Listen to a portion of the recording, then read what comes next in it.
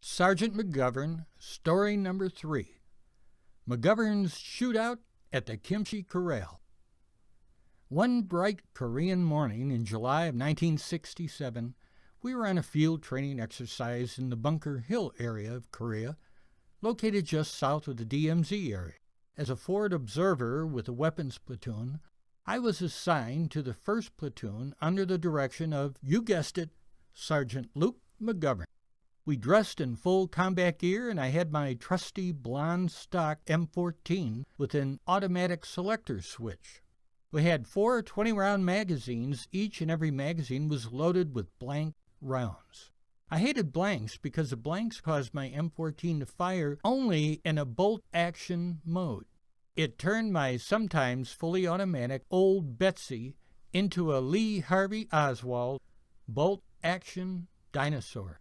When we got into our practice skirmishers, I would always pretend I was firing the rifle, but actually would not be pulling the trigger at all. There was always enough smoke and noise around me to cover up for my malfeasance. The 1st platoon was assigned to be aggressors, wearing old faded helmet liners with faded triangles stenciled on them. I took the most tired-looking faded helmet liner I could find in the pile of helmet liners. It was a very hot day, so walking with all the gear wasn't much fun, but it was fun to play the bad guys. Kirkinides was carrying his off-balance 90 across his back. The 90 looks and acts like the old-time bazooka. Off we went into the unknown to set up an ambush for the rest of our company, who would head out over hill and dale of South Korea in order to find us. Crossing over smoky hot rice paddies by walking on the earthen dikes, we headed to our assigned ambush area. Every now and then I would hear, "Shit!" as Kirkinides lost his balance carrying the bazooka 90 across his back, while a small piece of dike gave way to the weight of the soldier and huge unbalanced object, sending Kirkinides into the stinky, ricey stew. Rice, water, human excrement, and other unknown compounds met up with Kirkinides and his metal monster. His voice yelling "shit" was very descriptive of the experience he was having at that moment. There were no questions asked. Later, we reached a spot overlooking a box canyon far below. I asked Sergeant McGovern, "Why don't we hide in these rocks and wait for the rest of our company to get into the box canyon below? And then we can open fire from up here. Plus, we will be well rested, as it may take hours for the company to pass us hiding up here and get to the bottom of the Kimchi Canyon Corral." McGovern shook his head and pointed at something on his map and directed us to walk the rest of the way down to Kimchi Canyon far below. Shit, I thought. It was worth a try. As we reached the bottom of the canyon, we headed up a hill located in a corner of the canyon, looking out at the trail the rest of the company would be heading down later. We first took up a position near the top of the hill, near where the M60 machine gunner was setting up with his 2 ammo cans filled with belts of blank ammo. We set up there for a while, but McGovern wanted us to move further down the hill and sit in what looked like a bomb depression left over from the Korean War. It was now covered over by thick green grass and was soft to sit on or lie on.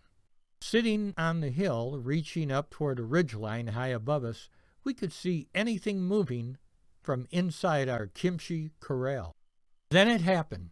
Just before sunset, the chasing company started the attack. We all responded by firing back at those guys located at the bottom of our small hill. When I mean we all responded, I mean everyone holding a standard M14 rifle. Since I had to pull the bolt back on every single shot, I opted to pretend to fire. I really didn't fire a single shot. Our firing took off at a feverish pace until the M16 machine gun stopped firing. McGovern and I looked up at the M60 gunner and heard him yell, "Shit!"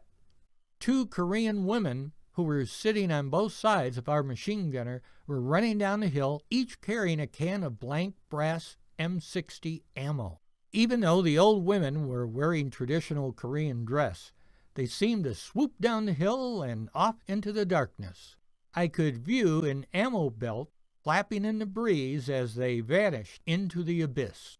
It was now pitch dark, and the only firing going on was from the bottom of our hill. McGovern and I watched the muzzle flashes of 2 M14s and listened to the pop, pop, pop, pop, pop sounds of their firing, and no shots were being returned by our now blankless aggressor team. We were a disgrace to the triangles stenciled on our faded helmet liners. That's when McGovern turned to the rest of the 1st Platoon set up on the hillside and said, "Does anyone have any ammo?" No one responded. Finally, there was just one man firing at us from down below. Pop, pop, pop, pop, pop, pop, pop. McGovern said, "I want to get that guy so bad." I looked at Luke McGovern square in the eye and said, "I still have 1 shot left. I will get him for you."